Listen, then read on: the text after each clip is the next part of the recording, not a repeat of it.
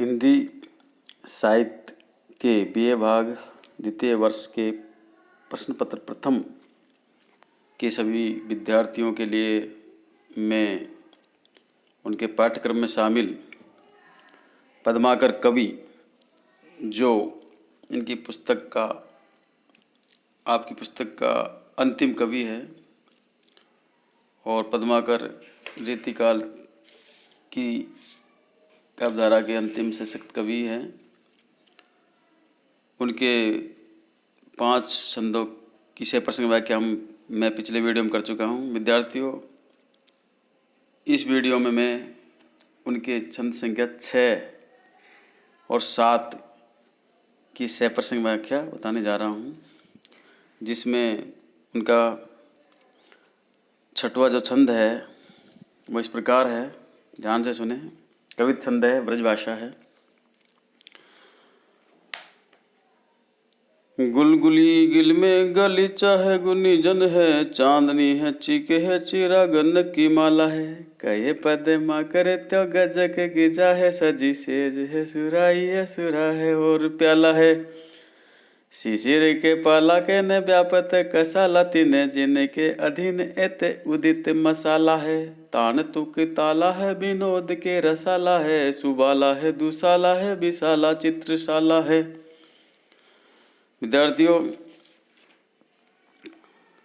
यह पद्यांश आपके पाठ्यक्रम में शामिल पद्माकर कवि द्वारा रचित ऋतु वर्ण से संबंधित है और इसमें उन्होंने शिशिर ऋतु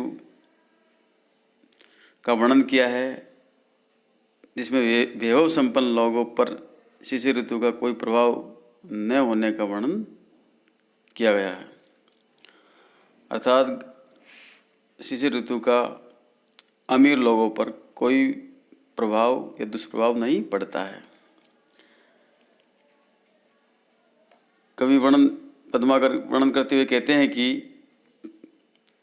जिनके घरों में अतीव मुलायम ऊनी कालीन, गुलगुली का मतलब मुलायम, गिल में यानी ऊनी कालीन, रजाई की तरह ओढ़ने के मोटे दन्ने हैं।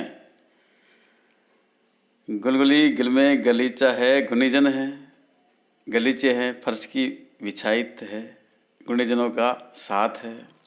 चांदनी है, चिके हैं, चिरागन की माला है, चांदनी फैली हुई है, चिके लटक रही है। चिके यानी बांस की तिलियों से बने पर्दे लटक रहे हैं और दीपकों की पंक्तियां सब और प्रकाश फैला रही है। चिरागन यानी दीपकों की माला का मतलब दीपकों की पंक्तियां या कतार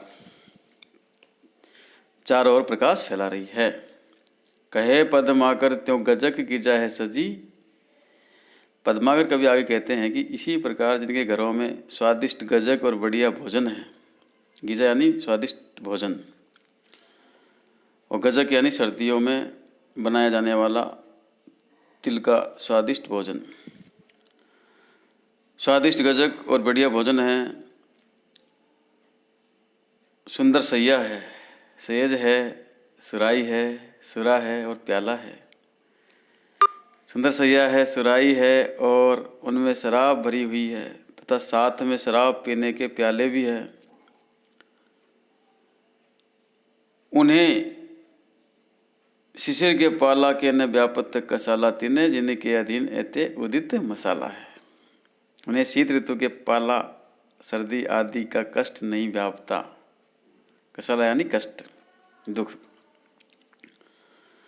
शिशिर का मतलब शिशिर ऋतु के पाला के न व्यापत कसाला, तिने जिनके अधीन एते उदित मसाला है।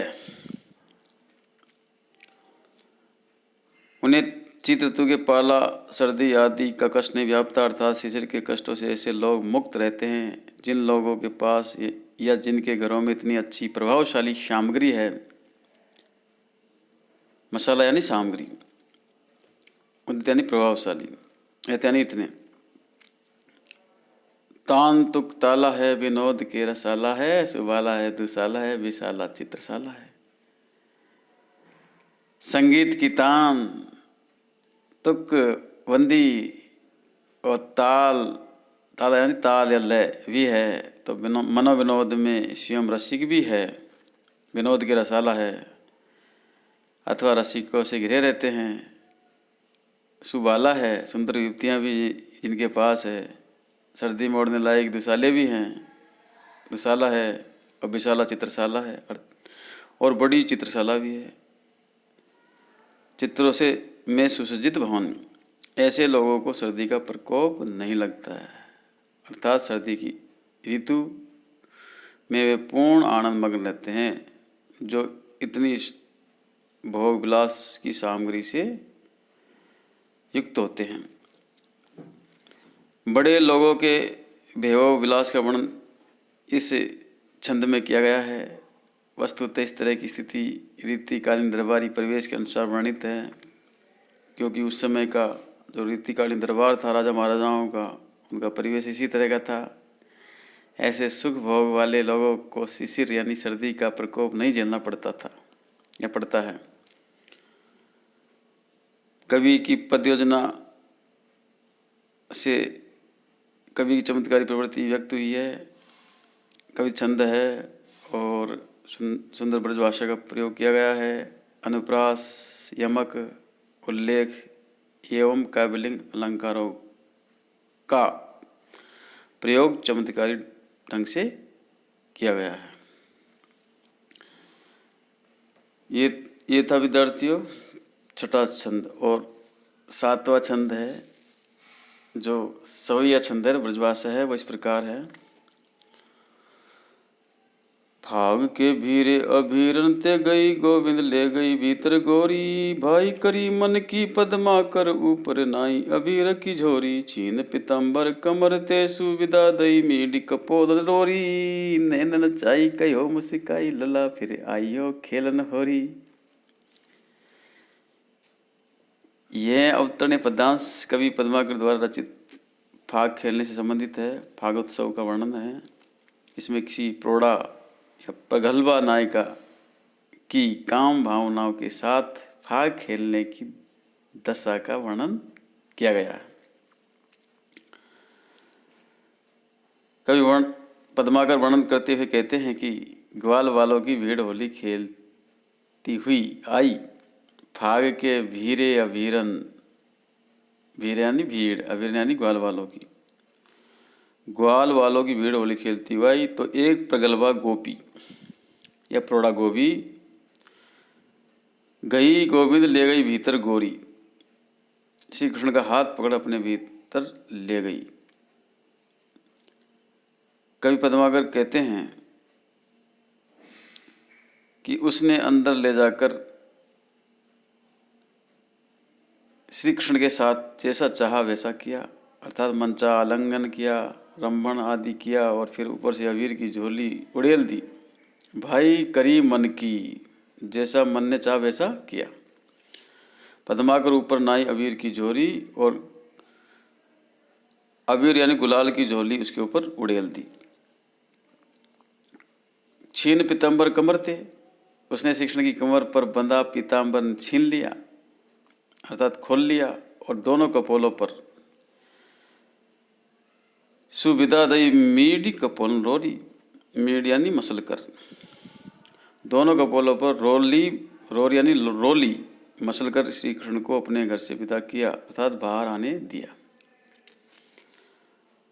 नैन नचाई कहो मुस्काई,